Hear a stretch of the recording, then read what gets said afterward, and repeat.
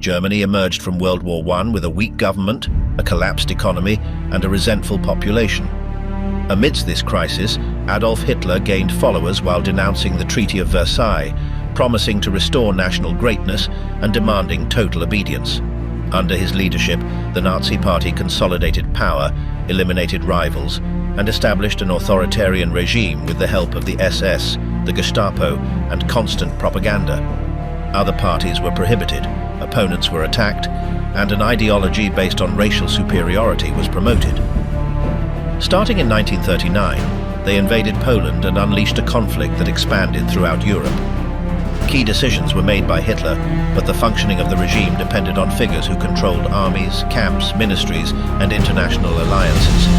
Each of them played a precise role in the repression, the extermination, and the territorial expansion. When Berlin fell, several were captured, judged, or identified, but others managed to escape, died in dubious circumstances, or disappeared without a trace.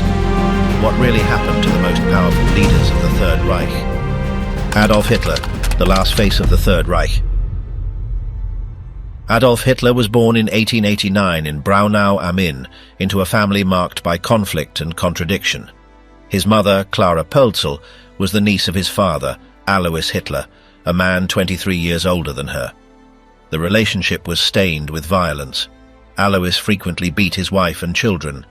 In this environment, Hitler grew up divided between rejection of his father and an almost unhealthy devotion to his mother, whom he described as the greatest pain of my life, after her death.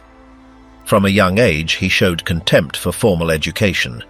He failed in his attempt to enter the Vienna Academy of Fine Arts, lived years of misery in that city, and witnessed the street anti-Semitism that he would later adopt as a central part of his ideology. Although he read about figures like Napoleon, Alejandro Magno, or Federico el Grande, he did so with exclusive interest in their military and propaganda features. He never developed critical thinking or real political reflection. He only absorbed what reinforced his beliefs. His world was one of action, not contemplation. He did not speak any foreign language. He did not use a typewriter and never carried paper or a pencil with him. He barely wrote by hand, only for notes accompanying flowers at events. His personal agenda was managed by others.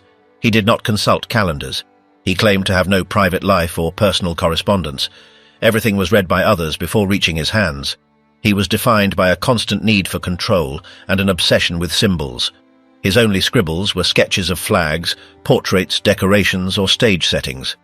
Physically, Hitler was not imposing. His stamina was limited, and he suffered from everything from tremors in his left hand to persistent gastric problems.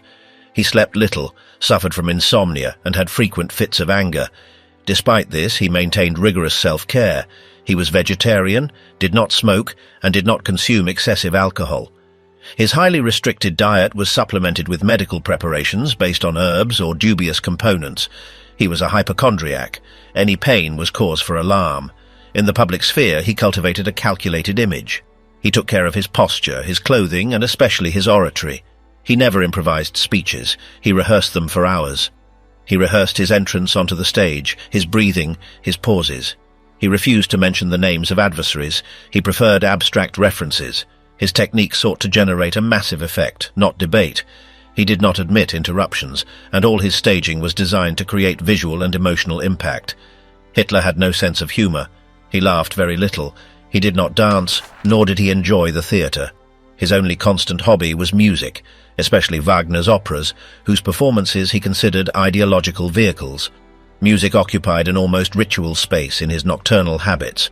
On occasion, he also showed interest in the circus or newsreels, which he watched as a propaganda tool, not as entertainment. His sex life was a subject of speculation from early on. During his time in Vienna, he was not known to have any relationships.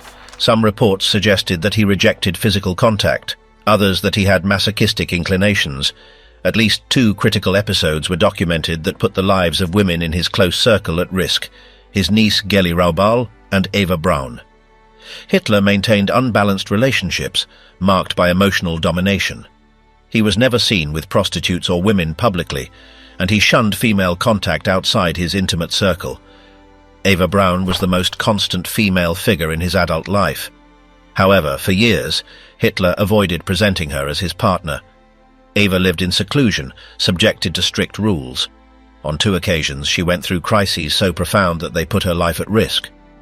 Only in April of 1945, when all was lost, did Hitler officially recognize her and marry her in the Chancellery bunker, while Soviet troops advanced on Berlin. In the final days, Hitler dictated his political and personal testament to his secretary Traudl Junge. In that document, signed on April 29, 1945, he reaffirmed his ideology and dismissed Hermann Göring and Heinrich Himmler for treason. He named Joseph Goebbels as Chancellor and Karl Dönitz as President of the Reich. The text also expressed his decision to avoid capture, determined not to allow the enemy to show him defeated. His testament was copied 3 times and entrusted to different emissaries to ensure its distribution. Heinz Lorenz, Wilhelm Zander, and Wilhelm Johannmeier left the bunker with each of the documents. One was intercepted by the British after capturing Lorenz. Another was found in Tegernsee after the arrest of Zander, who was living under a false identity. The third was delivered after long interrogations of Johannmeier. The documents, after being verified by signatures and dates, were declared authentic by the Allies and sent to the United States, where one remains in the National Archives and another in the Eisenhower Library. In the testament, Hitler justified the war as a defense of the German people, blamed the Jews for the conflict, and reaffirmed his vision of Nazism as a legacy. He thanked his loyal collaborators, especially Goebbels, Krebs, Bergdorf and Bormann. He refused to surrender and requested that his and Eva Braun's bodies be burned immediately after their death. Goebbels, in an appendix written that same morning, promised to disobey the order to flee and die with his family alongside the Führer. And so it was. On April 30th, Hitler ended his life inside the bunker, accompanied by Eva Braun. Their bodies were burned in the Chancellery garden, just as he himself had arranged. The next day, Joseph Goebbels and his wife Magda chose not to leave the place, sealing their fate along with their 6 children. Joseph Bormann and Hans Krebs also lost their lives in the bunker during those last hours of the Reich. Hitler's corpse was never publicly exhibited. The Red Army found carbonized remains that, after long investigations, it considered compatible with the dictator. The Soviet Union concealed these findings for decades. The official Soviet version oscillated between concealment and denial. Today, the original documents of Hitler's testament remain as historical artifacts in US institutions. Beyond their content, they represent the last voice of the Nazi regime, a voice that did not ask for forgiveness, that did not recognize error, and that until the end was sustained by lies, hatred, and delusions of grandeur. Hitler died as he lived, denying reality and clinging to a distorted vision of the world, leaving behind ruins, millions of dead, and one of the darkest tragedies in modern history. Heinrich Himmler, the brain of extermination who died in the shadows. Heinrich Himmler was born in October of 1900 as the second son of a well-off and deeply religious Bavarian family. His father, Joseph Gebhard Himmler, came from a modest background, but had climbed socially thanks to his academic career. He studied at the University of Munich and worked as a private tutor to the brother of the King of Bavaria.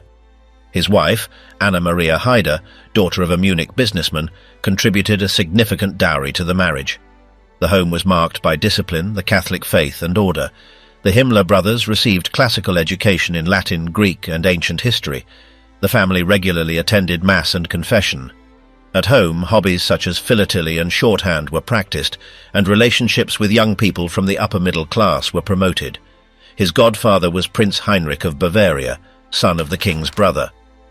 From 1906, he attended the Cathedral School, where he stood out as a disciplined and diligent student. His vacations were spent in the Bavarian Alps, in a serene atmosphere. One of his former classmates, Wolfgang Hallgarten, who later emigrated to the United States and became a historian, remembered Himmler as an exemplary student, appreciated by the teachers, though not especially popular among his peers. A school report from 1914 described him as a brilliant, ambitious and participatory student, with irreproachable conduct.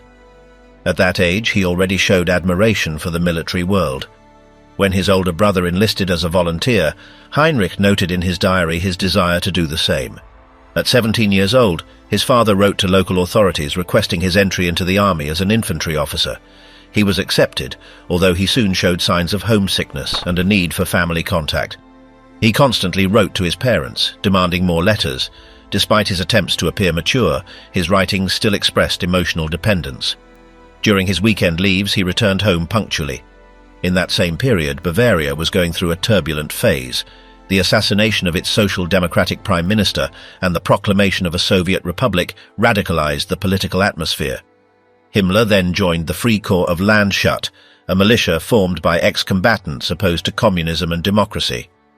He did not stay there long. His intention remained to be part of the professional army, but he was not admitted. With no rural background or ties to the countryside, he opted to study agriculture at the Technical University of Munich. He obtained an internship on a farm, but experienced physical difficulties, and after a few weeks contracted paratyphoid fever. During his convalescence, he immersed himself in reading. He turned to novels by Jules Verne, historical works by Goethe, texts by Thomas Mann, and Celtic poetry. At that time, he did not show extremist leanings. Later, he accessed political books, including one that accused the Masons of being influenced by Judaism. In his diary, he wrote that he had found a text that, according to him, explained who they should combat first, although he did not make it clear whether he was referring to the Masons or the Jews. Upon regaining his health, he returned to the university and shared a room with his brother. He actively participated in social and cultural activities. He attended concerts, theatre, skating, museums, and dances. When he was sick, his friends visited him and brought him food. He joined the Apollo student fraternity, known for its ritual duels. He maintained his religious practice, went to Mass, confessed, and took communion. After a Christmas celebration, he wrote in his diary that the Church's ritual had a profound effect on the faithful, and that God manifested himself through the child Jesus. From 1923, his life began to revolve around the nascent National Socialist movement. Although he did not directly participate in the failed Munich coup d'etat, he came into contact with members of the party. In 1925, at 25 years old, he formally joined the NSDAP and shortly thereafter entered the SS. At first, the latter was only a section subordinate to the SA, with symbolic and ceremonial functions. But Himmler saw in them a future tool. In 1929, he was appointed head of the SS by Adolf Hitler. At that time, the corps barely numbered 280 members. Under his leadership, the SS grew exponentially. He introduced strict recruitment criteria, demanded proof of Aryan ancestry, and converted the organization into an autonomous structure within the party. While the SA was seen as a disorderly street force, the SS projected an image of discipline, elitism, and absolute loyalty. Himmler promoted an ideology based on Germanic mysticism, the cult of the leader, and racial purity. He controlled not only the SS, but also the police apparatus, thanks to his appointment as head of the German police in 1936. From that position, he merged the security forces with the SS and created a network of centralized control that encompassed the Gestapo, the criminal police, and state security. With the outbreak of the conflict, Himmler solidified his control over the repression structures, expanding his competencies in the occupied territories without interference from the pinnacle of power. While other high-ranking officers were occupied with military or diplomatic fronts, he consolidated a network of surveillance and extermination that responded directly to his instructions. His ability to intertwine the police, administrative and military bodies allowed him to build an autonomous machine, where every link was subordinated to the logic of total control. In 1944, he assumed the position of Minister of the Interior of the Third Reich, which gave him even more administrative power. Despite this, his political ambitions met with resistance within Hitler's inner circle. Following the July 20 attack against the Führer, he ordered a brutal repression against the conspirators. But towards the end of the war, Himmler began to seek an individual way out. Without Hitler's knowledge, he maintained secret contact with Swedish representatives to negotiate a partial peace with the Western Allies. Upon learning of the betrayal, Hitler expelled him from all his posts and ordered his arrest. He accused him of disloyalty and replaced him in his functions. In the final days of the conflict, Himmler attempted to hide. He traveled in disguise, using false papers under the name Heinrich Hitzinger. On May 21, 1945, he was captured by a British patrol near Bremerwörde. He was transferred to an interrogation center in Lüneburg. During the prior medical examination, he made an extreme decision that ended his life immediately. His body was buried in secret in an undisclosed location. To this day, his grave has never been found. No ceremony, monument, or inscription marks his whereabouts. Unlike other Nazi leaders, Himmler did not face trial. His abrupt end prevented him from giving public explanations about his role in the extermination system. Nor did he leave a testament or confessions. He chose to disappear in the same way he had directed from the shadows. The man who had centralized the repression of the Third Reich and controlled the most lethal death apparatus in modern history ended his days on a field stretcher under a false identity, far from any witness. Today, his legacy is remembered in the archives, the camps, the judicial documents, and the ruins of a system that he himself helped to build. Heinrich Himmler not only represented fanaticism, but also the systematization of crime. His story ended without glory or redemption, disappeared underground, without a grave, without mourning, and without a single word of pardon. Reinhard Heydrich, the engineer of terror fallen by a bomb. Reinhard Tristan Eugen Heydrich was born on March 7, 1904 in Halle, into a family with a musical background. His father directed a conservatory, and his mother was connected to Catholicism. During his youth, he was a victim of school bullying due to rumors about his Jewish ancestry. In 1922, he joined the German Navy and ascended quickly there, until in 1931 he was dismissed for a relationship with a young woman without fulfilling previous commitments, which led to his dishonorable expulsion. That same year he met Himmler, who incorporated him into the SS and put him in charge of the new intelligence service. He soon led the Sicherheitsdienst, specializing in detecting enemies of the party and generating files with compromising information. His dominion over this apparatus allowed him to extend his power throughout the territory. By the middle of the decade, he became the main operator of political repression under Himmler's direction. When the Gestapo, the SD, and the Kripo merged in 1939, Heydrich gained control over all security agencies through the Reich Security Main Office. During internal purges, he was responsible for overseeing arrests and selective executions. He was one of those in charge of preparing the target lists for the Night of the Long Knives and managed the repression following the Reichstag fire. In 1938, he led the repression after the November pogrom and the organization of forced deportations, including the so-called Night of Broken Glass. By then, he also controlled the Jewish Emigration Office. After the invasion of Poland, he organized the first Einsatzgruppen. These units operated behind the front lines to eliminate opponents, intellectuals, and Jewish leaders. In 1940, he consolidated his position as the principal administrator of repression policies in the occupied territories, organizing searches, transfers, and mass executions in the East. As operations advanced in the Soviet Union, he issued directives to expand the execution of civilians under racial and political categories, extending the targets to women and children.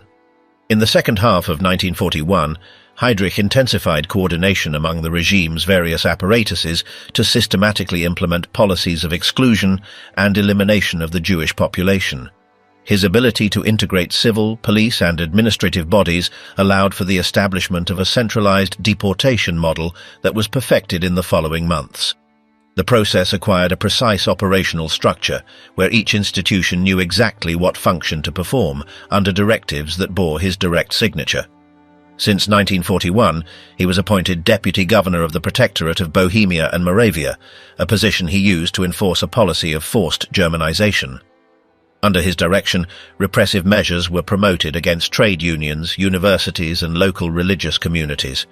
He implemented total surveillance over Czech society, with daily arrests, disappearances, and summary executions. He imposed a regime of absolute control where every cultural manifestation was subjected to censorship. On May 27, 1942, he was intercepted by a British-trained commando unit made up of Jan Kubis and Josef Gabčík. The ambush occurred at a sharp curve on the outskirts of Prague. Although the firearm failed, one of the attackers managed to throw a specially manufactured grenade. The explosion caused serious injuries to Heydrich's abdomen. He was immediately taken to Bulovka Hospital, where he underwent emergency surgery. For the first few days, he seemed to stabilize, but soon severe complications arose. The atmosphere in the hospital was one of maximum tension. The SS cordoned off the building, and the civilian staff was replaced by doctors brought in from Berlin. Experimental treatments were attempted, but the infection progressed rapidly. On June 4th, after several days of constant surveillance, he fell into a coma. His death was confirmed shortly thereafter. The German authorities reacted with a campaign of reprisals. On June 10th, German troops destroyed the village of Lidice, executed all the men, deported the women, and selected the children for Germanization or transfer to camps. The massacre was broadcast by radio and used as a warning. Similar operations were ordered in other localities, with the aim of symbolically punishing the Czech population. The funeral was held in Berlin. His body was transported under strict surveillance to the capital of the Reich. High-ranking party officials participated in the ceremony, including Himmler, Goebbels, and Göring. The coffin was received with state honors, amidst a deployment of troops and symbols of the regime. During the event, official speeches were given highlighting his service, his discipline, and his dedication to the cause. Any mention of the assassination attempt was avoided, and no details about his final condition were given. He was buried in the Invalidenfriedhof cemetery, reserved for prominent military figures. His original grave remained without visible signage for decades. At the end of the war, the site was looted and several gravestones were removed. Subsequent reports confirmed that his remains were not officially exhumed. During the Soviet occupation, the site remained under military control, and in later years was covered with earth without preserving monuments. In current cemetery records, he appears without a visible marker, although documents from the time place the exact location within the sector reserved for high-ranking officers. After his death, the files containing orders signed by him were transferred to Berlin and subsequently seized by Allied forces. Official documents, memoranda, and minutes of meetings showed his direct participation in the technical design of deportation and extermination. The files signed by Heydrich were used in subsequent judicial processes to demonstrate the chain of command. In those reports, his name appears linked to key decisions about the fate of entire populations, with a level of administrative detail that included schedules, routes, and quotas. The apparatus he had structured remained functional, operated by figures like Müller and Eichmann, who had worked under his directives. The bureaucratic machine was already prepared to act without his presence. Despite his disappearance, the decrees and protocols he left drafted were executed with continuity. His legacy was maintained in the form of operational schemes and hierarchical structures that continued to apply the same measures. In internal regime evaluations, he was described as meticulous, reserved, and extremely precise in his orders. He left no room for interpretation, and his instructions were drafted in a technical tone, without emotion. The conferences he presided over were characterized by their brevity and clarity. He demanded weekly reports and maintained constant contact with the regional leaders in charge of implementing the deportations. In later years, his figure was analyzed in historical reports, where his ability to integrate repressive structures under a single command was highlighted. It was considered that his greatest ability was not only to execute, but to organize a functional system across multiple occupied countries, with the systematic use of records, files, and administrative channels. Rudolf Hess, from Hitler's second-in-command to the ghost prisoner of Spandau. Rudolf Hess was born in 1894 in Alexandria, when Egypt was still under British control. His family was of German origin, belonging to the bourgeoisie established in the European colony. From a young age, he was educated in private schools in the region, then continued his training in Germany. He participated as an officer in the First World War, where he suffered wounds that removed him from the front and earned him decorations. In the period after the conflict, he became involved in nationalist and paramilitary movements. It was in Munich where he attended classes with Karl Haushofer, a geopolitical theorist who would influence his political thinking. In 1920, he met Adolf Hitler and joined the nascent National Socialist Party. He became his loyal collaborator and acted as his personal secretary. He participated in the failed coup d'etat in Munich in 1923, after which he was imprisoned along with Hitler. During his confinement in Landsberg, he helped transcribe and edit the content of Mein Kampf. Upon his release, Hess rose quickly within the party. He was named head of the party in Munich and later became one of the Führer's closest lieutenants. In 1933, he was designated as Hitler's deputy, occupying a key place in the hierarchy of the Third Reich. Hess developed an administrative and ceremonial role within the Nazi government, without participating directly in military decisions. He maintained correspondence with multiple political figures and supervised certain party functions. As the war progressed, his influence diminished compared to leaders like Himmler, Göring, and Bormann. In 1941, he made an unexpected decision that would mark his destiny. He flew solo to Scotland with the intention of negotiating peace with the United Kingdom. His plane crashed on the outskirts of Glasgow, and he was captured by the British authorities. The British government detained him as a prisoner of war. He was interrogated by members of the Churchill cabinet, without his mission being officially recognized. During the following years, he remained in custody, while Germany declared him mentally ill and expelled him from the party. After the war ended, he was brought before the Nuremberg tribunal, accused of crimes against peace and conspiracy.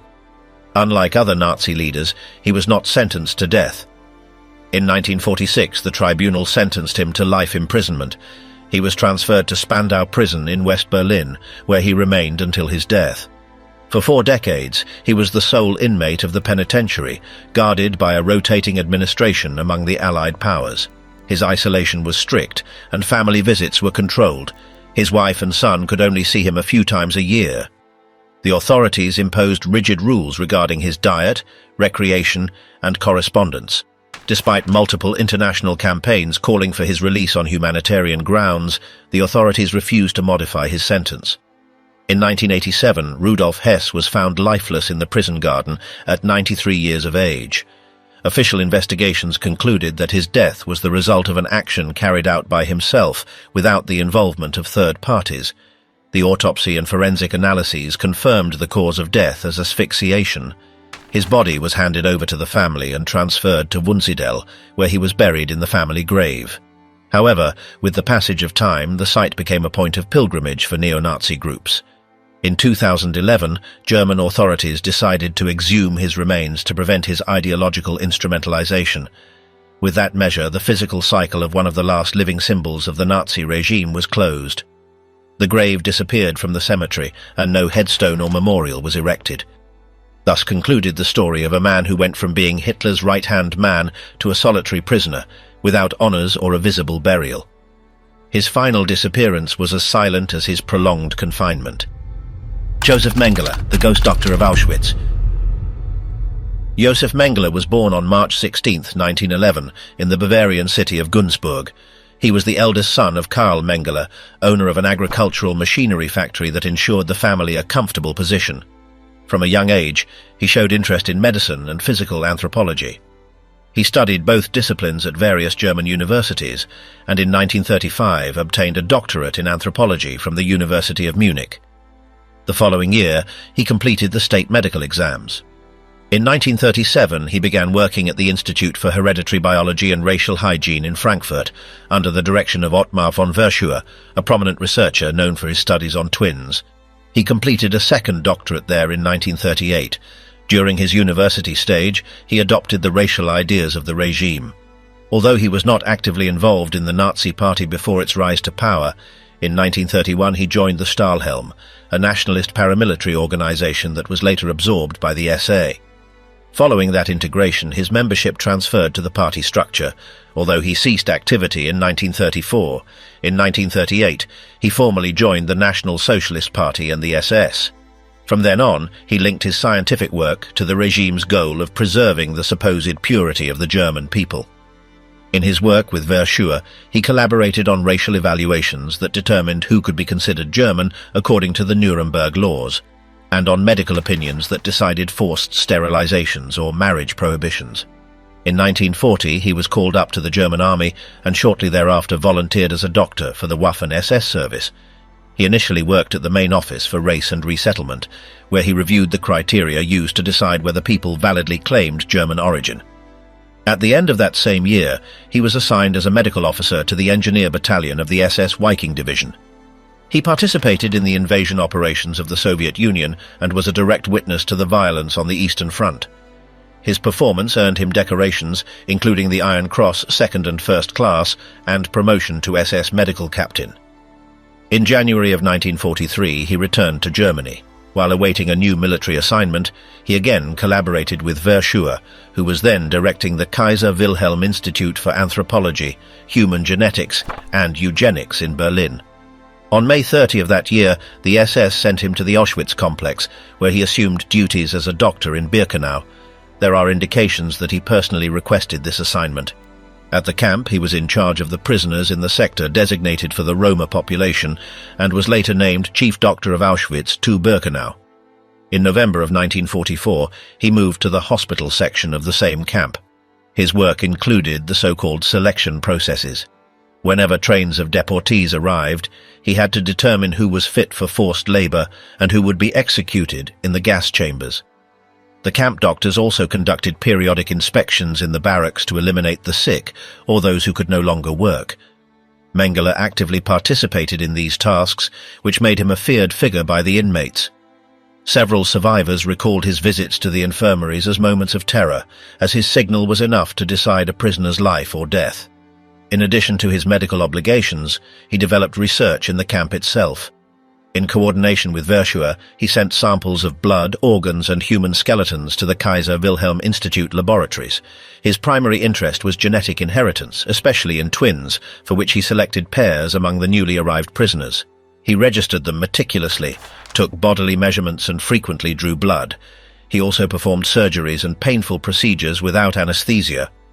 In some cases, he sacrificed both twins to compare their organs through autopsies. Another group of victims were Roma children affected by diseases like noma, an oral gangrene related to malnutrition. Mengele ordered the study of the ailment, assuming it had a hereditary origin. Although the prisoner doctors found a treatment, the children were subsequently murdered. He was also interested in people with physical deformities or anomalies, such as dwarfism or heterochromia, sending their remains to Germany for research. His victims included men, women, and especially minors, whom he treated with an apparent kindness that contrasted with the fatal results of his experiments. While working at Auschwitz, he structured a complex of barracks adapted as a laboratory, with modern instruments and personnel chosen from among the prisoner doctors. His goal was to consolidate genetic research on the development of physical and mental traits, all based on the belief that permanent biological differences existed between races. He believed that the study of these factors would help maintain the superiority of the German population. In this logic, the inmates became experimental material and their lives laboratory variables. In January of 1945, facing the Soviet offensive, Mengele abandoned the camp along with other SS members. He briefly passed through the Gross-Rosen camp and then joined a retreating German military unit. After the surrender, he was captured by US forces. He identified himself with a false name and was released in the middle of 1945, before his true role at Auschwitz was known. For the following years, he worked as an agricultural laborer in Bavaria using another identity. His family maintained contact and provided him with financial assistance. As investigations into Nazi crimes advanced, the Allied authorities tried to locate him.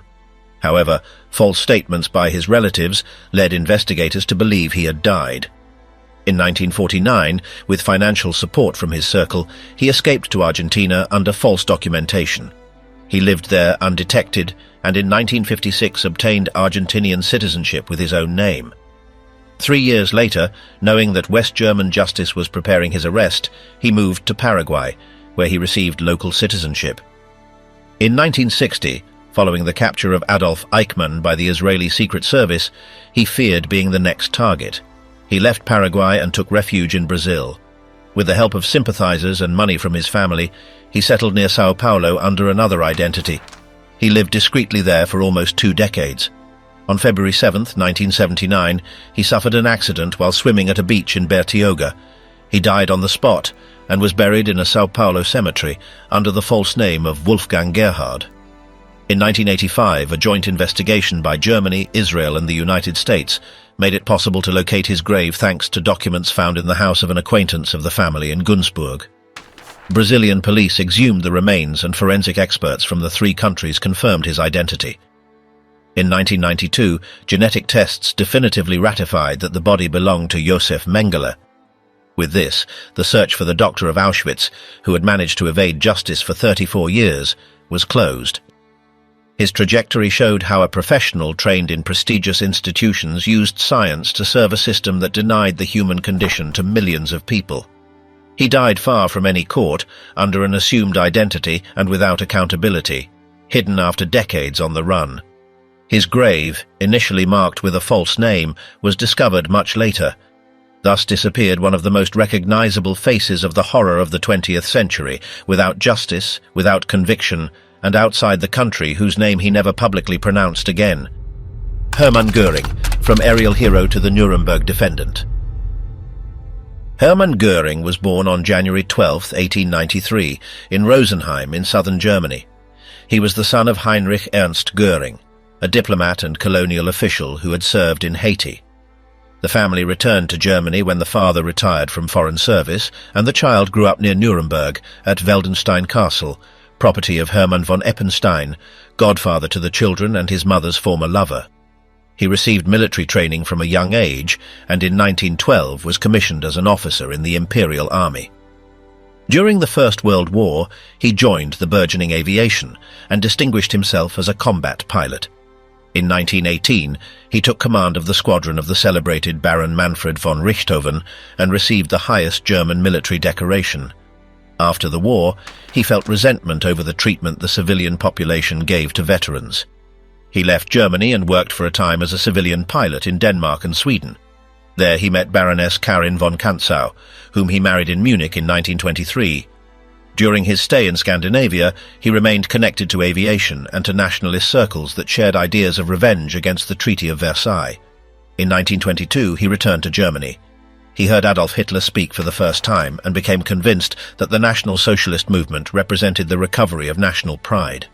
He joined the Nazi Party and was named head of the Stormtroopers, the SA.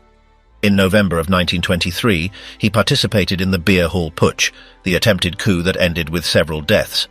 During the confrontation, he was wounded in the groin and fled with his wife to Austria to avoid arrest. The medication with morphine to relieve the pain resulted in an addiction that stayed with him for years. He underwent treatments in Swedish hospitals between 1925 and 1926. Göring returned to Germany after the amnesty of 1927. He recovered his position within the party and used his contacts with businessmen and conservatives to expand the influence of the Nazi movement. In 1928, he was elected as a deputy to the Reichstag, and in 1932, when the Nazi Party gained the majority of seats, he became the Chamber's president.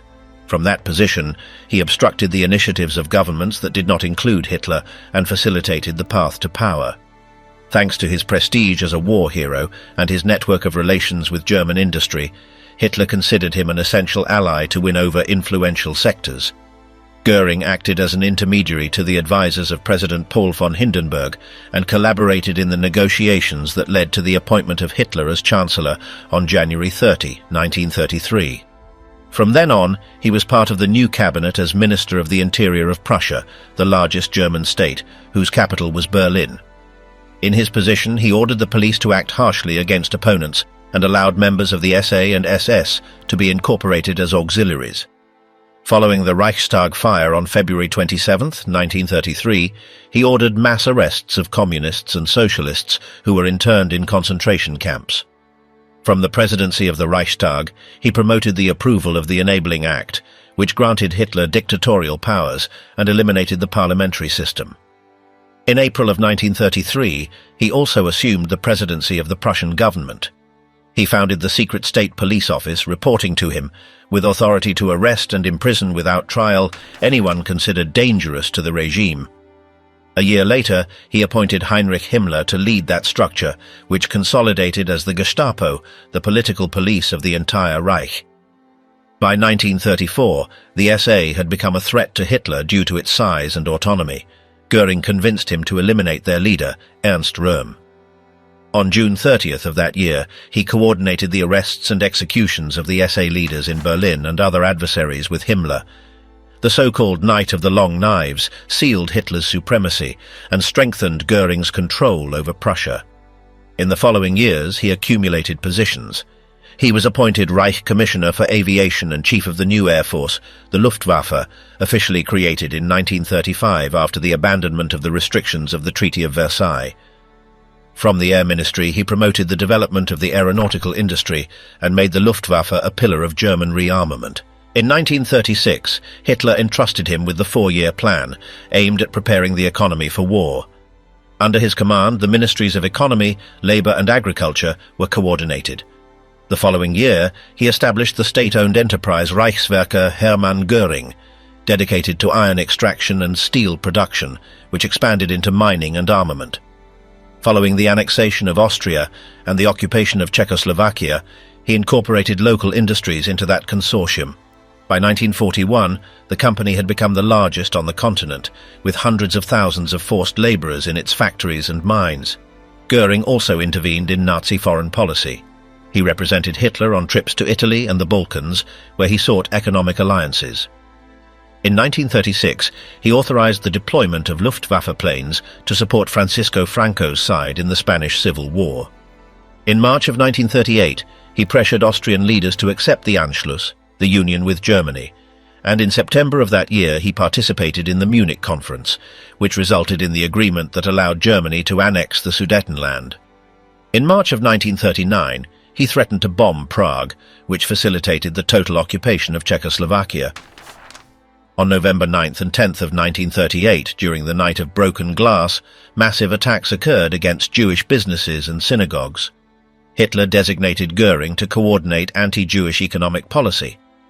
Under his direction, Jews were prohibited from owning businesses, their assets were confiscated, and a collective fine of 1 billion marks was imposed on them.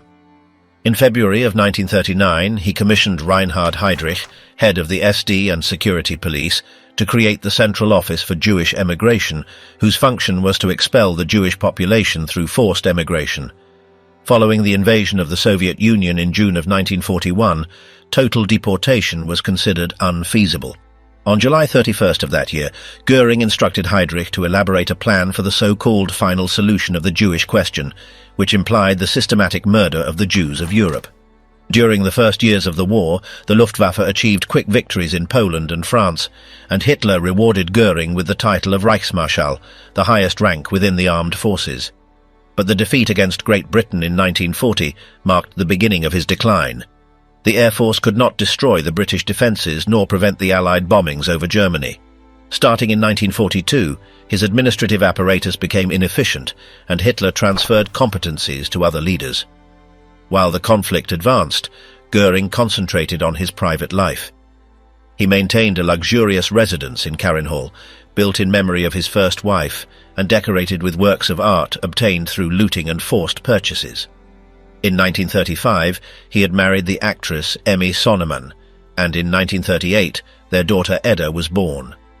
Isolated from the front, he dedicated himself to hunting and collecting, accumulating confiscated goods in the occupied countries. In April of 1945, with Germany on the verge of collapse, he remained in Obersalzberg while Hitler took refuge in Berlin. On April 23rd, he sent a telegram recalling the decree that designated him successor and requested authorization to act on behalf of the Führer if the latter became incommunicado. Martin Bormann interpreted the message as an attempt at treason. Hitler reacted furiously, dismissed him, and ordered his house arrest. A few days later, he signed his testament naming Karl Dönitz as his successor. On May 7, 1945, Göring surrendered to US troops. He was transferred to Nuremberg and tried by the International Military Tribunal along with other Nazi leaders. During the hearings, he defended his role, denied responsibility for the most serious crimes, and proclaimed his loyalty to Hitler. On October 1, 1946, he was found guilty of conspiracy, war crimes, and crimes against humanity. The tribunal sentenced him to death by hanging.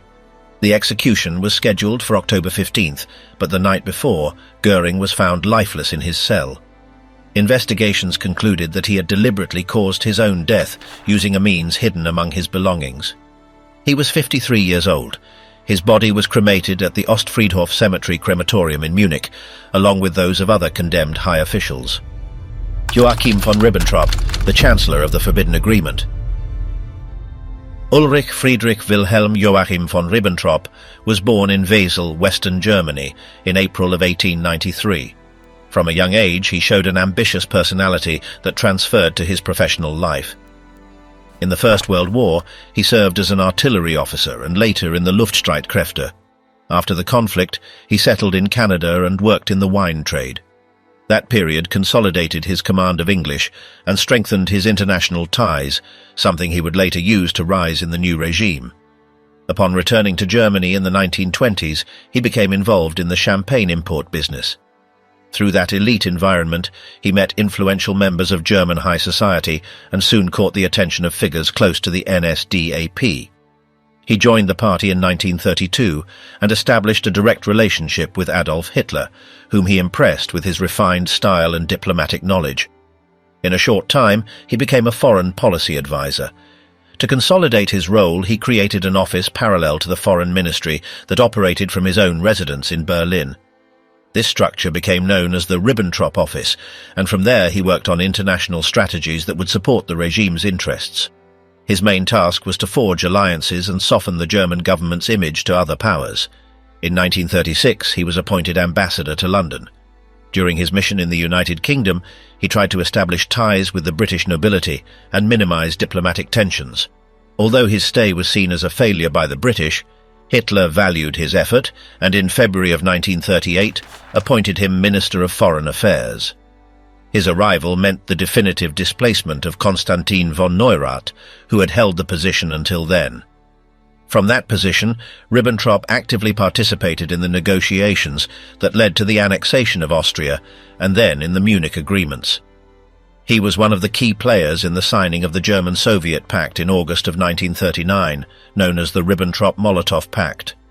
The agreement included secret clauses to divide territories of Eastern Europe between Germany and the Soviet Union.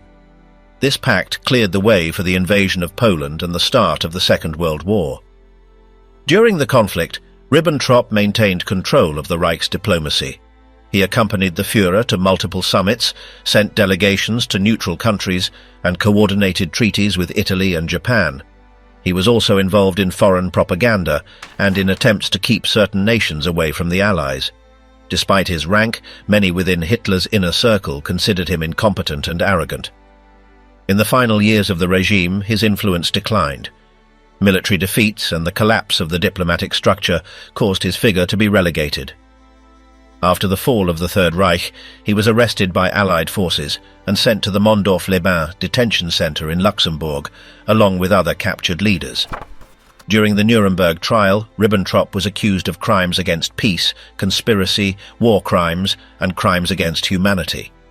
The prosecution held him responsible for actively promoting the pacts that facilitated the war and for his role in the deportations and occupation policies. In his statements, he defended his loyalty to the Führer and denied having known details about the extermination of civilians. The tribunal found him guilty on all charges. The sentence was issued on October 1, 1946. He was executed by hanging on October 16th of the same year in the Nuremberg prison by Sergeant John C. Woods. He died after collapsing on the rope after a few minutes. His body, like those of the other executed leaders, was cremated at the Munich crematorium. Martin Bormann, the hidden face of the Lost Reich in Berlin. Martin Bormann was born on June 17, 1900, in Halberstadt. His father, Theodor Bormann, worked as a station master, while his mother, Antonie Bernhardine Mennong, died when he was still a child.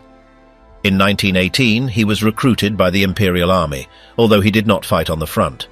He later joined a paramilitary group called the Freikorps, where he was involved in the murder of Walter Kadow, a schoolteacher accused of having handed over an ultra-right agent to the French. For this crime, Bormann was sentenced to 1 year in prison in Leipzig. Upon his release in 1924, he began to collaborate with nationalist publications and establish ties with members of the nascent National Socialist movement. In 1927, he officially joined the NSDAP and shortly thereafter was appointed director of the party's agricultural insurance. In that role, he gained the trust of Walter Darré, who introduced him into the closest circles of power. Around 1933, when Hitler had already been designated Chancellor, Bormann became Chief of Staff for Rudolf Hess. From that position, he organized the party's internal administrative affairs, controlled access to Hitler, and assumed a key role in the administration of his private property, including the Berghof estate. Every decision made in his environment needed to pass through his hands, which progressively increased his influence. Over the following years, his power grew constantly. When Rudolf Hess flew to Scotland in 1941 without authorization, Hitler declared that Bormann would be the new head of the party chancellery, also assuming responsibilities within the Reich's civil administration.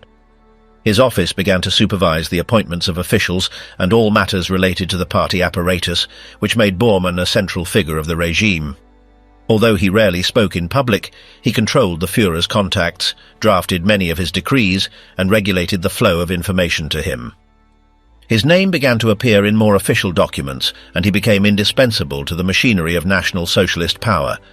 In the final years of the war, Bormann operated from the Führer bunker in Berlin. He was present in Hitler's closest circle during the final days. Following the collapse of command, he attempted to escape from the bunker on May 1, 1945, accompanied by Arthur Axmann and Ludwig Stumpfegger. During the flight, they were surprised by Soviet forces and sought refuge in the gardens near the Lehrter Bahnhof station. There, their traces were lost. Only Axmann managed to return and report that his companions had died along the way. The absence of bodies at that time generated decades of speculation about Bormann's possible escape. The Allied authorities tried him in absentia at the Nuremberg tribunal and sentenced him to death in October of 1946. Meanwhile, rumors spread about his presence in South America, particularly in Paraguay and Argentina, although no conclusive evidence was ever presented. For decades, his whereabouts remained a mystery. In 1972, workers at a construction site in Berlin discovered 2 human skeletons near the point where he had last been seen.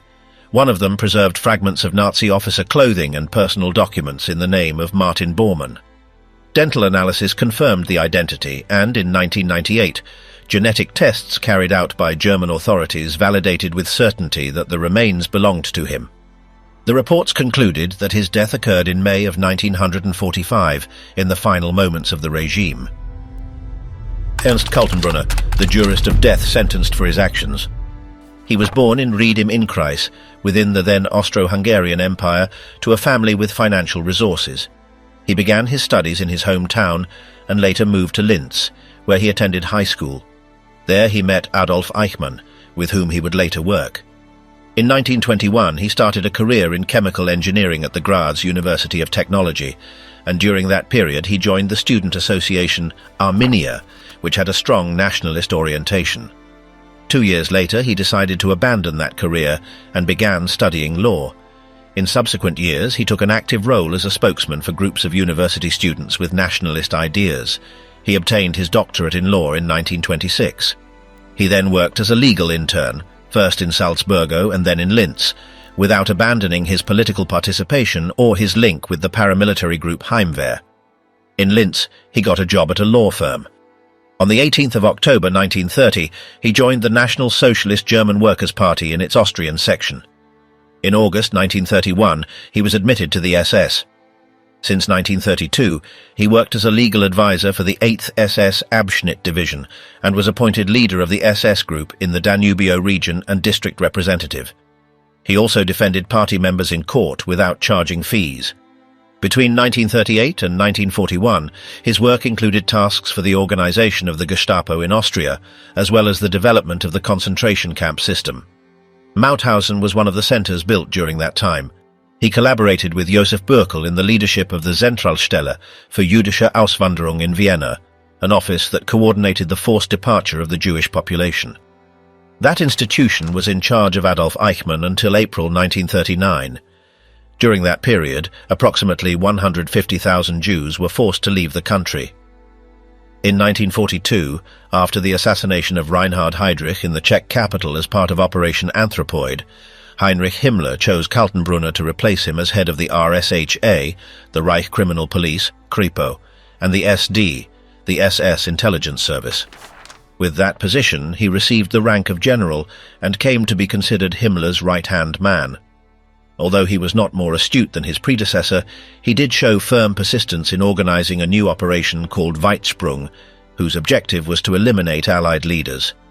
Before his appointment as head of the RSHA, he had supervised the activities of the Gestapo in Vienna and was a key figure in the implementation of repressive policies against Jews, political opponents, and other groups that the regime classified as undesirable. Along with Eichmann, he developed the mechanisms of persecution and expulsion. Until Eichmann was sent to Praga, their collaboration focused on executing systematic pressure measures that forced thousands of people to leave the country.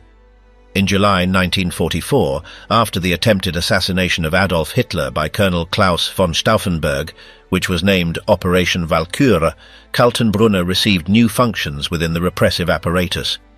He was tasked with investigating the case and carrying out the subsequent arrests.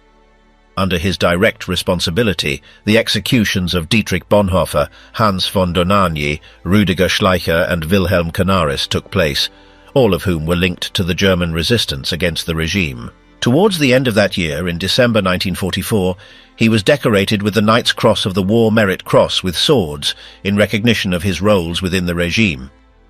But as the end of the conflict approached and anticipating military defeat, on the 18th of April 1945, Himmler appointed him Supreme Commander of the German Armed Forces in the south of the continent. During that last period, Kaltenbrunner reorganized the remaining intelligence services as a clandestine network. He separated the operations directed by Otto Skorzeny, a sabotage specialist, from those of Wilhelm Waneck, who maintained connections both with Kaltenbrunner and with other units in Germany and abroad. Despite having maintained fidelity to the regime throughout the war, in his final weeks he tried to obtain an amnesty from the Allies. Failing to achieve it, he escaped along with 2 aides and hid in the Tyrol region, a place he knew from having frequented it on his vacations. He was finally arrested by the Americans and taken before the International Tribunal to be prosecuted for his crimes. During the judicial process in Nuremberg, his defense argued that he had no knowledge of the crimes committed in the concentration camps, or of the global plans promoted by the Nazi government. His lawyer affirmed that he had always followed orders from his superiors, mainly from Himmler, and that he did not have jurisdiction over all security organizations. According to that version, his tasks were limited to foreign intelligence matters. But during the trial, a testimony provided by the Spanish former Republican combatant Francisco Boy included photographs that showed him touring the Mauthausen concentration camp facilities. That evidence proved that Kaltenbrunner did have a direct connection with the activities carried out there. The prosecution charged him as the successor of Heydrich and as head of the RSHA, which implied his responsibility for numerous crimes. Among them were the mass executions in the occupied territories by the Einsatzgruppen, the forced transfer of civilian populations for slave labor, the elimination of captured commandos, secret deportations, the collective punishment of relatives of detainees, the appropriation of properties, and the murders carried out by the Gestapo and the SD within their own facilities. On the 1st of October 1946, he was declared guilty of war crimes and crimes against humanity. 15 days later, he was executed without showing hesitation or signs of remorse. Unlike others, he uttered obscure phrases about Germany and destiny, which left those present perplexed. His remains were neither preserved nor commemorated. The Allied authorities applied the same provisions reserved for the main convicted persons: immediate elimination, without visible records or formal farewells. The only thing that remains is his signature on the court documents, along with his face in the archive photographs, as proof that the crimes were committed not only on the battlefield, but also from official desks. Alfred Rosenberg, the racial ideologue who ended on the gallows. Born on the 12th of January, 1893, in Revel, within the former Russian Empire, Alfred Rosenberg trained as an architectural engineer. Years later, he became a politician, editor, ideological author of the Nazi regime, and a central figure in the German administration of Eastern Europe during the war. He was convicted of serious crimes, prosecuted by the International Military Tribunal, and executed in October 1946 by Allied justice. Of Baltic German origin, he began his university career in 1910 at the Riga Polytechnic School, which would later be part of the University of Latvia. With the outbreak of the world conflict, the institution was moved to Moscow in 1915, and there he completed his studies as an engineer in 1917. From an early age, he expressed support for the idea of conserving the purity of the German peoples. He rejected Bolshevism, aligned himself with counter-revolutionary forces during the Russian Revolution, and after their defeat, he emigrated to Germany in 1918, accompanied by Max Schöbner-Richter, who exerted notable influence on his convictions. Settled in Munich, he worked with Dietrich Eckart on the editing of the newspaper Völkischer Beobachter. By then, his anti-Semitism was profound, shaped by readings like The Foundations of the 19th Century by Chamberlain, and his opposition to communism was also rooted, marked by the experience of family exile. He was married twice. His first wife, Hilda Liesmann, was of Estonian origin, and their marriage ended 8 years after the wedding. In 1925 he married Hedwig Kramer, with whom he had 2 children. One died as a child, and their daughter Irene was born in 1930. Irene has always refused to maintain contact with people interested in the figure of her father. Sometime later he had a son in Argentina. He joined the German Workers' Party in January 1919 with membership number 625, months before Adolf Hitler. He also participated in the Toul Society, a nationalist ideological group, as did Eckart. In 1923, the Völkischer Beobachter became the official newspaper of the Nazi Party, and Rosenberg held the position of editor until 1938. He also integrated the Aufbauvereinigung, a German-Russian entity influential in the initial phases of the National Socialist movement. His thinking was nourished by the theoretical racism of Chamberlain, the extremist interpretation of the Superman by Nietzsche, and the postulates of Goebbels. In 1929, he created the Kampfbund für Deutsche Kultur, an organization that disseminated racism as a cultural doctrine. It promoted the idea that Nordic peoples were direct descendants of ancient civilizers and therefore superior among the Aryans. At that time, he had already distanced himself from Marxism and materialism and was beginning to develop a growing interest in occultism. He traveled through neighboring countries such as Belgium, France, and the Netherlands. Between 1939 and 1941, he prepared and launched the Institute for the Study of the Jewish Question, focused on documenting Judaism from a totally anti-Semitic perspective. In parallel, he obtained a parliamentary seat for the Nazi Party in the Reichstag from 1930 until the collapse of the regime in 1945. That same year, he published The Myth of the 20th Century, a text that developed his vision on the racial question and other pillars of Nazi ideology, presented as a conceptual continuation of Chamberlain's work. Although it sold more than 1 million copies until the end of the war, the true impact of the book within the regime is debatable. It was granted official status, but was considered difficult to understand. Hitler himself said it was incomprehensible and questioned its spiritualist tone. Other Nazi leaders, such as Göring, Himmler or Goebbels, also expressed disdain for the content. Even Hitler himself assured that this book did not represent the official principles of the movement, and there is no evidence that he read it completely. After the takeover of power in 1933, he was named head of the Office of Foreign Affairs of the NSDAP, a position he maintained until the practical dissolution of the entity in 1943. From there, he became involved in the systematic appropriation of cultural property, both in museums and in private collections of German Jewish families. That same year, he was appointed Reichsleiter, one of the highest positions within the party. His thinking served as the basis for the drafting of the Nuremberg laws.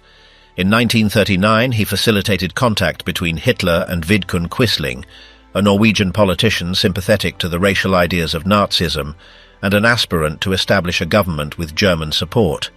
His opinions on communism influenced Hitler's view of the Soviet threat. The term Judeo-Bolshevism was already present in the party's rhetoric since the 1920s, but Rosenberg reinforced this idea. However, his rejection of Christianity generated tensions within the movement. Although his positions were consistent, official propaganda avoided disseminating his more hostile ideas toward religion so as not to alienate believing sectors. Even so, Rosenberg never stopped insisting that the Jewish roots of Christianity made it a detrimental doctrine, and he criticized both Catholicism and Protestantism for their connection to the Semitic past. After the occupation of France, he was tasked with identifying ideological works that would reinforce his racial theory. In July 1941, he was appointed Minister for the occupied Eastern Territories. His plan consisted of fostering the rejection of communism among the populations of Ukraine, the Baltics, and the Caucasus, and turning them into collaborators with the German effort. He tried to persuade Hitler to adopt a less aggressive policy toward these ethnic groups, but his proposals were rejected. Both Himmler and other leaders insisted on applying methods of exploitation and domination without concessions. In 1942, he tried to establish relations with Ukrainian nationalist groups such as the UPA and the OUN, at the same time as he pushed for severe measures against the Poles, Czechs and Jews. His attempts to achieve cooperation with the Baltic populations also failed, since the SS, especially under the orders of Himmler and Erich Koch, prioritized the economic exploitation of the Reichskommissariat Ostland. By 1943, his policies had lost effectiveness, and military setbacks reduced his influence within the regime. His proposal to incorporate Slav volunteers into the Wehrmacht was discarded by Hitler.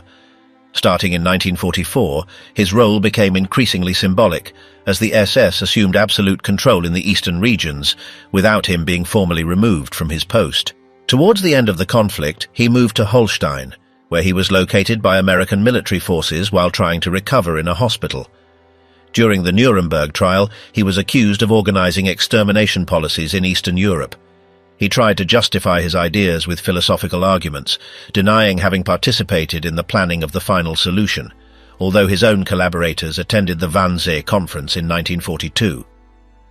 On the 1st of October, 1946, the Nuremberg tribunal found him guilty of conspiring to wage a war of aggression, of fostering crimes against peace, and of having contributed intellectually to policies that resulted in massive acts of barbarism.